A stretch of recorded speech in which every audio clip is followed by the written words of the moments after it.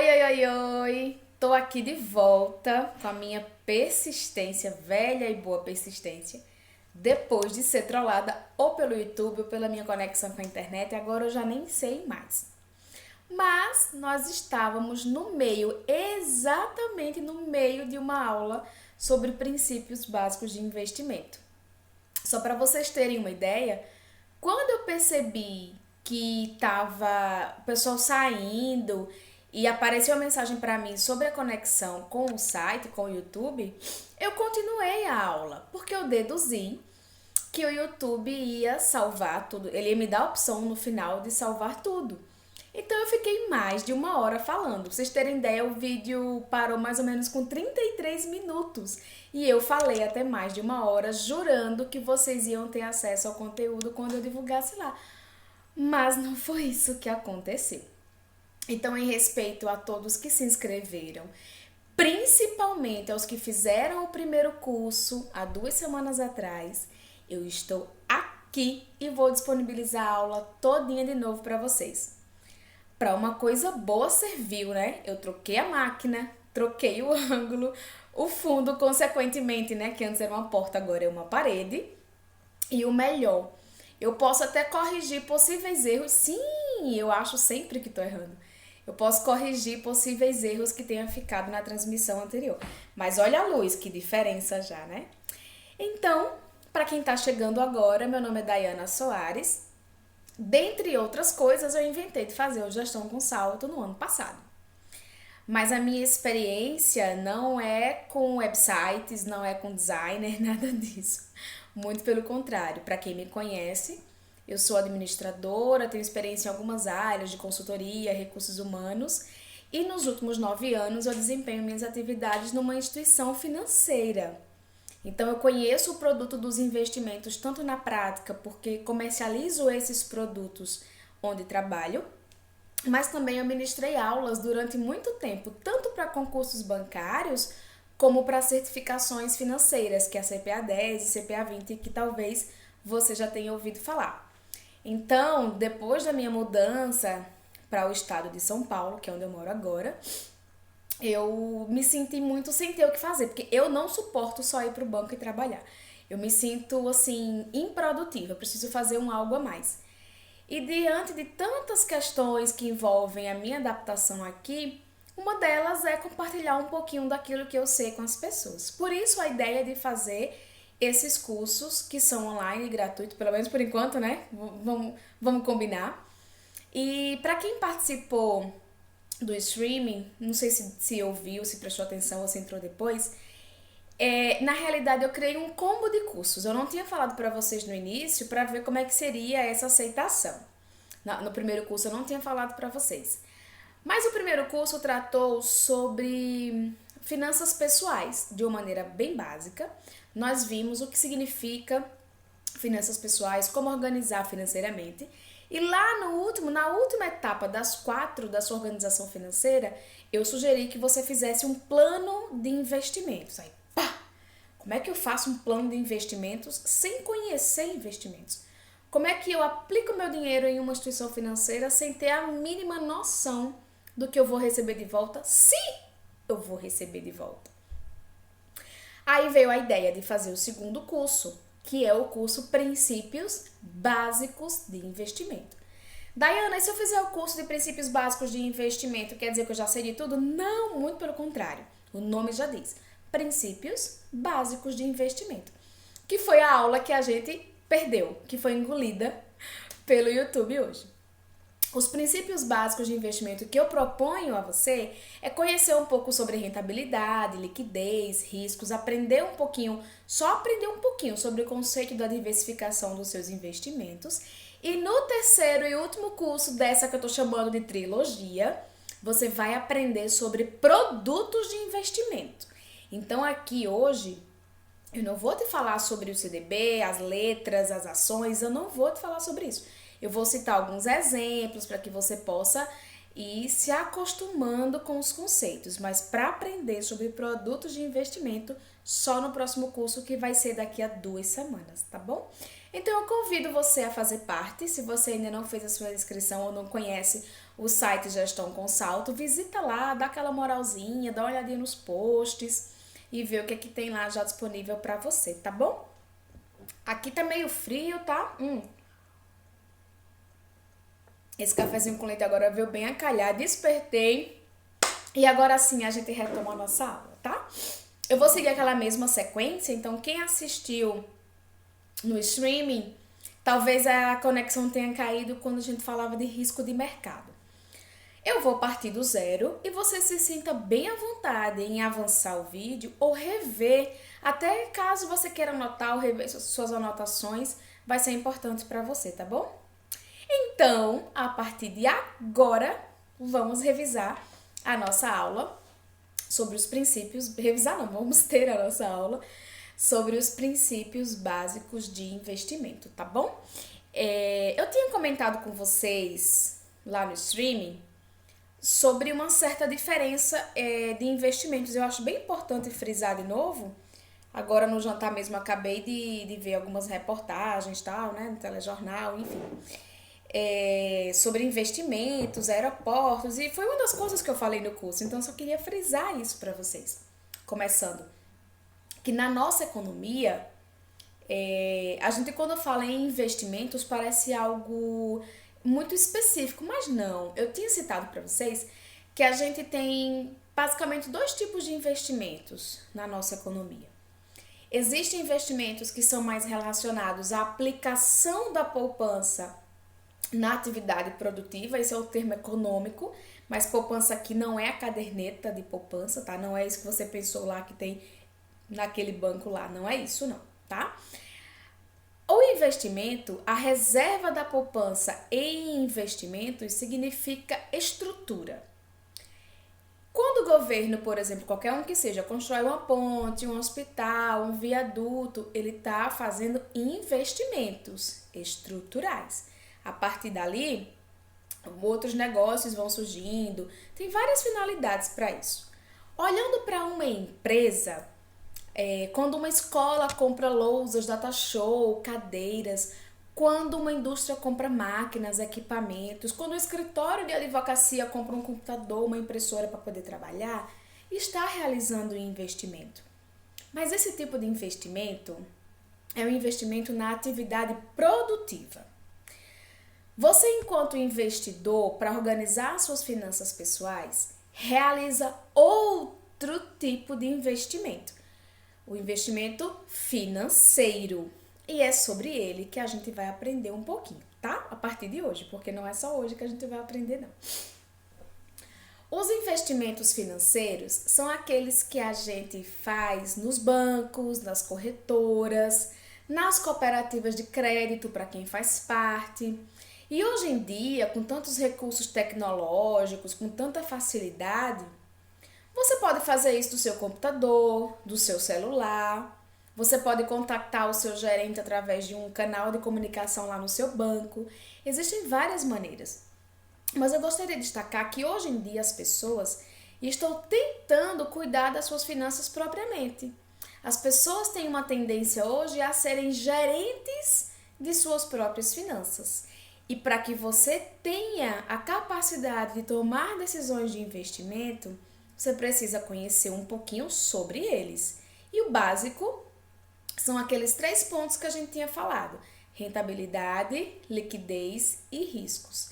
Sem esquecer que os investimentos financeiros a gente pode dividir em 2 grandes categorias. Essas categorias são a renda fixa e a renda variável. A renda fixa é aquele tipo de investimento que eu já sei quanto eu vou receber de rentabilidade. Quando eu aplico meu dinheiro numa instituição financeira, já existe uma estimativa do que eu vou receber de rentabilidade. Geralmente são investimentos que têm taxas pré-fixadas. E mesmo que sejam pós-fixadas, ele já me avisa quanto que ele vai me pagar em relação ao índice financeiro. Todos os investimentos de renda fixa têm essa natureza. de serem conhecidas as rentabilidades que a gente vai aferir no final do investimento. Então, existe uma certa constância, existe uma certa linearidade. Tudo bem? Na renda variável é o contrário. O que mais tem, é oscilação, volatilidade. É um sobe e desce danado no mercado financeiro. A renda variável, comparada com a renda fixa, ela é bem mais arriscada. Eu não sei quanto eu vou receber de rentabilidade quando chegar lá no final do meu investimento. Eu não faço ideia se vou ganhar, quanto vou ganhar, se vou perder, quanto vou perder. É muito incerto. Existem pessoas que combinam na sua carteira de investimentos um pouquinho de renda fixa e um pouquinho de renda variável. E isso tem uma certa vantagem que a gente vai ver lá na frente, tá? Mas por hora, a gente poderia dividir esses investimentos assim, em renda fixa, em renda variável. Vamos para exemplos, para ficar bem mais fácil? Como eu já falei para vocês que hoje a gente não vai aprender sobre os produtos de investimento, eu vou falar um exemplo de um investimento muito simples, que na teoria é investimento, mas que hoje em dia não está rendendo quase nada, a gente nem considera mais, mas na teoria é, né? Que é a caderneta de poupança. A caderneta de poupança é um exemplo de investimento em renda fixa. A pessoa que paga a poupança, que remunera a poupança pra gente, ela diz assim: eu te pago 6% ao ano mais a TR, que é o índice, o indicador. Não se liga na TR agora não, pensa no 6%. Ou eu te pago 70% da taxa Selic se ela tiver 8,5% ou menos. Quer dizer, você não sabe monetariamente agora quanto você vai ganhar, mas essa rentabilidade está expressa, está indicada quando eu digo 6% ao ano ou quando eu digo 70% da taxa Selic. Deu para entender?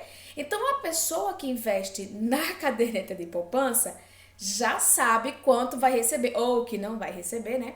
Quando finalizar o seu prazo de investimento. Tudo bem? E o exemplo mais comum de renda variável é o produto que é mais falado, mais conhecido, até para quem não conhece sobre ele, já ouviu falar, é o produto ações. As ações são títulos que a gente compra para ser dono de uma empresa, uma grande empresa, uma empresa listada na Bolsa de Valores. E quando você compra uma ação, você compra por um determinado valor, por um determinado preço, melhor dizendo, corrigindo, e esse preço pode variar de várias maneiras, por questões da empresa, por questões do mercado, por questões externas. Existe uma infinidade de fatores que podem impactar esse preço. Se eu compro por um preço e vendo por outro maior, obviamente eu obtive uma rentabilidade positiva. Se eu compro por um preço e quando eu vendo por um preço menor, eu estou tendo uma rentabilidade negativa. Mesmo assim, eu não sei quanto eu vou ganhar nesse período, porque eu não sei quando vou vender, se vou vender, enfim, existe uma incerteza na renda variável bem maior do que existe na renda fixa, tá bom? Por hora a gente vai parar aqui. Lá no próximo curso é que a gente vai conhecer os produtos de investimento melhor para a gente poder tomar uma decisão mais adequada com relação às nossas finanças, tá certo? E aí, de fato, começando um dos nossos pilares, um dos nossos princípios básicos de investimento, eu já vou começar com ela, a rentabilidade, que é aquilo que a gente espera ganhar mesmo, né? A gente expectativa que gera a gente para poder receber esse retorno. A rentabilidade é o retorno do investimento. E é claro que todo mundo, quando faz o investimento, espera ganhar. Lógico, ninguém vai colocar seu dinheiro para perder. A intenção não é essa. Isso é para qualquer tipo de investidor. Quando a gente aplica um dinheiro num determinado investimento, a gente projeta que vai utilizar esse valor daqui a um certo tempo. Esse tempo pode ser expresso em qualquer unidade que você quiser, dia, mês, semestre, ano, não importa. Mas existe um prazo que começa nesse dia da aplicação, que é o dia zero, é o dia de hoje, é o momento atual. Existe uma projeção, uma estimativa, uma expectativa de quando você vai precisar daquele dinheiro para você resgatar, e executar o seu objetivo, seja lá qual ele for. A diferença no que você aplicou hoje, no dia zero, e o que você vai sacar lá no futuro, vai resgatar lá no futuro, é justamente a rentabilidade. Se você faz um investimento, dei até o exemplo aqui da outra vez. Se você faz um investimento de R$1.000 na poupança, por exemplo, daqui a um ano você vai ter, sei lá, 1.030, 1.028. Essa diferença, 1.028, 1.030 menos 1.000, vai ser justamente a sua rentabilidade. Existem rentabilidades que a gente já espera porque já foi expresso quanto a gente vai ganhar. E existe rentabilidade que eu só sei quanto eu vou ganhar na hora que eu fizer o resgate. De toda forma, é uma expectativa gerada por você na hora que você faz o seu investimento. Tudo bem? A rentabilidade, a gente quando fala dela, a gente não fala só de um tipo. É claro que o que mais importa é aquela rentabilidade que realmente aconteceu, né, no nosso investimento. Mas, como a gente gera uma expectativa, a gente pode dizer que é uma rentabilidade esperada. Quando a gente está no dia zero, projetando o futuro, imaginando aquele tempo que a gente vai resgatar, eu estou esperando ganhar aquele valor. Essa rentabilidade do futuro, que eu estou esperando, que eu estou imaginando, que eu estou querendo, é chamada de rentabilidade esperada. Ok? Quando a gente chega lá no futuro, que olha para trás... Eita, bagunçou tudo agora, né? O filme De Volta para o Futuro. Quando você chega no dia do resgate e olhou para trás, viu o tempo que você percorreu até aquele momento, viu a diferença que você ganhou, viu a sua rentabilidade, é uma rentabilidade observada, passada. É a rentabilidade intrínseca, ou seja, que você realmente, que você de fato ganhou. Por quê? Eu posso esperar ganhar uma rentabilidade, mas na prática, lá na frente, com 5, 10 anos, receber outra, ok? Então, esse primeiro grupinho, ele tá sempre juntinho, assim, ó, rentabilidade esperada e rentabilidade observada. É um dos tipos de rentabilidade que a gente conversa no mercado financeiro. Existe outra duplinha, que é a rentabilidade absoluta e a rentabilidade relativa. A rentabilidade absoluta é aquela quando a gente olha para um investimento, depois de um certo tempo que está com ele, e sabe quanto a gente já ganhou de rentabilidade. Olhando somente e só para aquele investimento. Nesse nosso exemplo bem simples, se você coloca hoje R$1.000 na poupança e resgata daqui a um ano, quando for daqui a um ano, você vai dizer, poxa, minha poupança rendeu, sei lá, 3%, 2,5%. Isso, quando você diz essa rentabilidade só olhando para o investimento, é uma rentabilidade absoluta. Agora, quando você compara uma rentabilidade de um investimento com um indicador financeiro, com um índice financeiro, com um benchmark, que é assim que a gente chama no mercado, a gente diz que é uma rentabilidade relativa, ou seja, compara a rentabilidade do meu investimento com a rentabilidade de um índice financeiro. Quando eu olho para o meu investimento e comparo ele com outra coisa, já não é mais uma rentabilidade absoluta, não. É uma rentabilidade relativa. Relativa a quem? Relativa a essa coisinha aqui que eu estou comparando, que é um índice financeiro, tá bom? Índices financeiros também nós veremos no próximo curso, que já vou adiantar, vai ser um pouquinho mais longo, tá? Porque tem bastante coisa para a gente entender. E eu vou para uma plataforma que a gente pode tirar dúvidas online. Que esse negócio de ver vocês assim depois não tá dando muito certo, não. Eu quero ver vocês na hora, tá? A outra duplinha, já fomos duas, né? Já vimos duas. A outra duplinha da rentabilidade, você não encontra em muitos materiais, mas eu gosto sempre de explicar para não ficar dúvida para ninguém. Quando você faz um determinado investimento, dependendo da sua escolha, Alguns investimentos têm despesas com impostos, com taxas, com custódia. Também você vai aprender no próximo curso. Tem investimentos que quando você recebe a rentabilidade, quando você vê a rentabilidade e resgata esse investimento, você vai pagar imposto para o governo federal. Em alguns casos, você paga 2 tipos de impostos para o governo federal. Você paga taxas de administração do banco ou da corretora. Ou você paga taxas de custódia ou emolumentos. Eu também explico para você mais um pouquinho o que é. Eu quero que você entenda que daquilo que você ganha, você tira um pouquinho para pagar a alguém, seja via imposto ou via prestação de serviços, tá? Existem casos de investimento que são isentos, ou seja, a gente não paga imposto. Investimentos isentos de imposto é porque está na legislação. Quem diz isso é o governo que deveria arrecadar.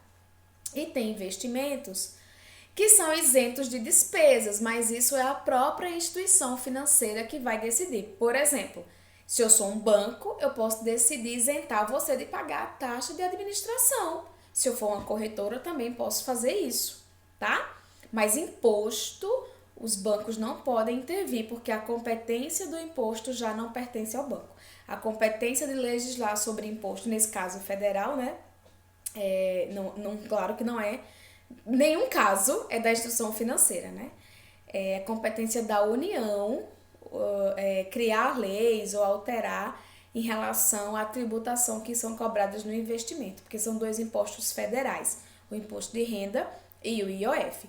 Como incidir e quanto incidir, você vai aprender no 3º curso daqui a 2 semanas, tá certo? Então, quando a gente tem um investimento que a gente paga IOF, paga imposto de renda, paga um monte de despesa em relação àquilo que a gente ganhou, a gente tem 2 situações agora, a rentabilidade bruta e a rentabilidade líquida. A bruta é quando a gente ainda não retirou os impostos e não retirou as taxinhas. A gente não fez resgate, tá lá só olhando o nosso investimento, nossa planilhinha, nosso aplicativo e tá lá. Quanto você ganhou de rentabilidade naquele período, entre o dia que você aplicou e aquele dia que você está, que possivelmente é o dia de você resgatar esse dinheiro. Quando você resgata o dinheiro, na maioria das vezes, não são todos, aí é que você paga o imposto e a taxinha. Então, quando a gente desconta essas despesas, aí você fica com a rentabilidade líquida, ou seja, aplicou 1.000, 10.000, 100.000 reais, ótimo. Ganhou um trocadinho, melhor ainda. Sobre o trocadinho ou sobre o valor total, vai depender do investimento, você vai pagar um pouquinho de imposto e de taxas. A diferença vai ficar para você, tá certo? Existem investimentos que, quando aplicam os tributos, o imposto, por exemplo, imposto de renda, desconta só no rendimento, mas tem um caso que também desconta do valor total. Então, até para você fazer a melhor escolha possível, faça o 3º curso, tá? Rentabilidade já foi. É isso daí. Espera, retorno, expectativa, que eu quero ganhar, eu quero bufunfa, money, money, money no meu bolso. Isso aí é a rentabilidade. É importante que você conheça um pouquinho sobre alguns investimentos que têm uma tendência de render mais ou menos de acordo com o seu objetivo, de acordo com o seu perfil, para você tomar a melhor decisão de investimento, tá? Beleza no ponto 1? Deixa eu só hidratar a garganta aqui, porque já foi mais de 1 hora de aula e agora mais quase 30, né?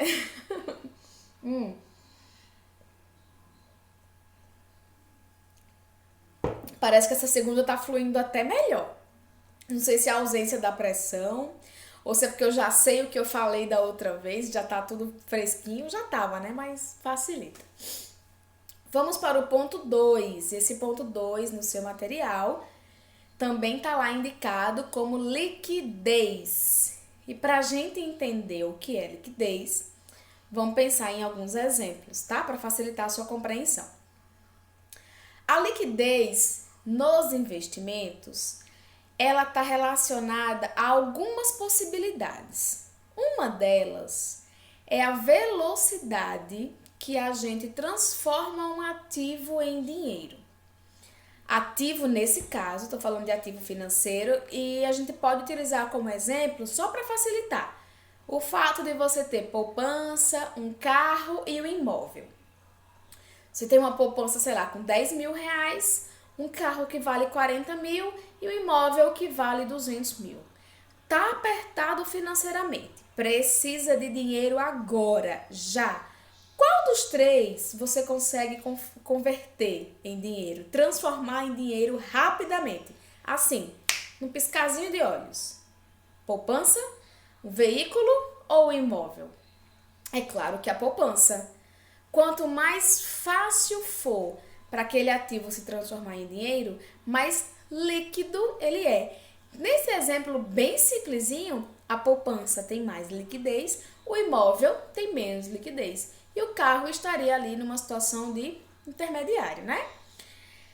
Nos ativos financeiros, como existem vários investimentos e a gente não está falando aqui de carro nem de imóvel, existem outros. Eu vou citar alguns e você vai lembrar disso lá no outro curso. O CDB, LCI, LCA, poupança, mais ou menos ficam num certo grupinho. LCI e LCA, inclusive, tem uma questãozinha de carência que você nem conta com seu dinheiro por um tempo, tá? Aí tem também fundos de investimento, tem ações, opções, derivativos, moedas estrangeiras, ouro. Imagina aí, ficou mais difícil de você lembrar, de você entender esses investimentos? Talvez eles não sejam tão líquidos assim. Eu também te conto mais detalhes lá no outro curso, no terceiro curso, tá? Não esquece, não. Essa liquidez, quanto mais fácil eu converto em dinheiro, pode estar associada também a questões de rentabilidade, porque certos investimentos fazem escolhas em ativos que demoram para ser vendidos. Por isso que o dinheiro demora para voltar para você que é o investidor, tá bom? Existe outro conceito relacionado à liquidez. E eu sempre gosto de falar desse exemplo do picolé na praia, porque todo mundo adora praia. Eu não conheço ninguém que não goste de praia. E aquele solzão, aquele marzão, passou alguém vendendo num carrinho de picolé, você quer logo comprar um picolé até para se refrescar, não é? Inclusive, esses empreendedores ficam rezando para chegar ao final de semana e poderem vender bem. Agora imagine o vendedor de picolé com aquele carrinho cheio de picolé com vários sabores numa praia deserta ou pouco movimentada. Imagina agora na pandemia, que a gente tá mais em casa, tá evitando lazer. Imagina como essas pessoas vendem. Tem gente interessada para comprar? Se eu tô lá vendendo picolé no meu carrinho e a praia tá deserta, tem poucas pessoas, que chance eu tenho de sucesso? São chances menores, né? Então, a liquidez também está associada a esse conceito.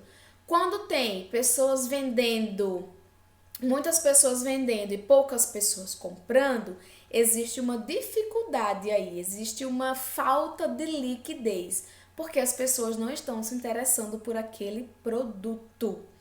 Então fica aí essa dica, tá?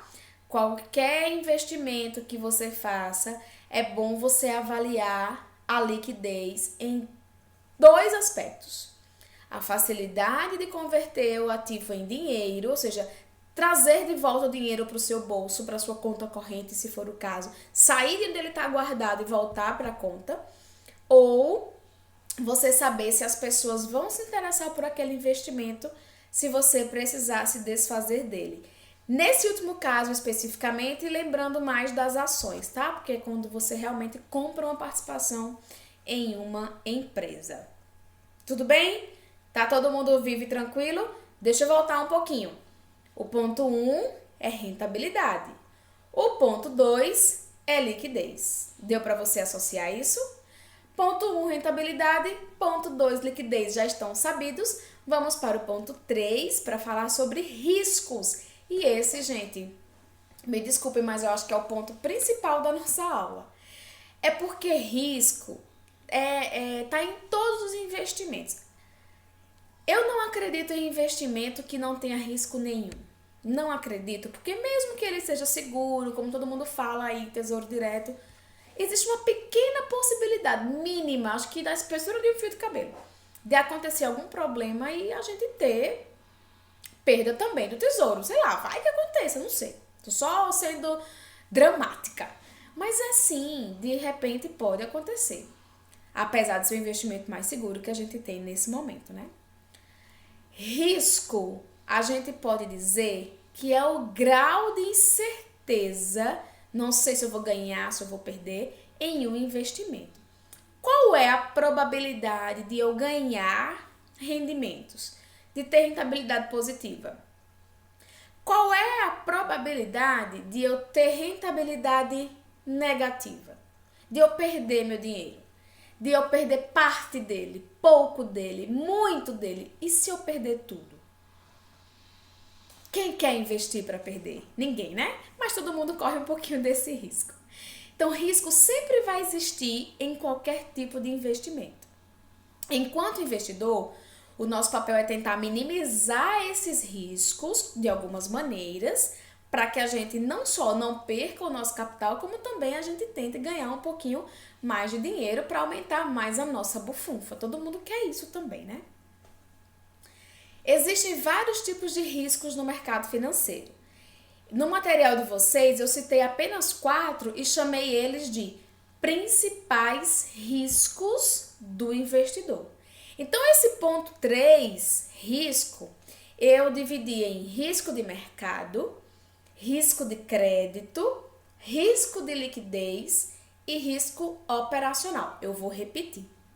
Existem mais riscos no mercado financeiro, mas os principais estão aqui. Para você que está começando a aprender agora, que ainda vai fazer as suas escolhas de investimento, confie em mim que é suficiente, tá?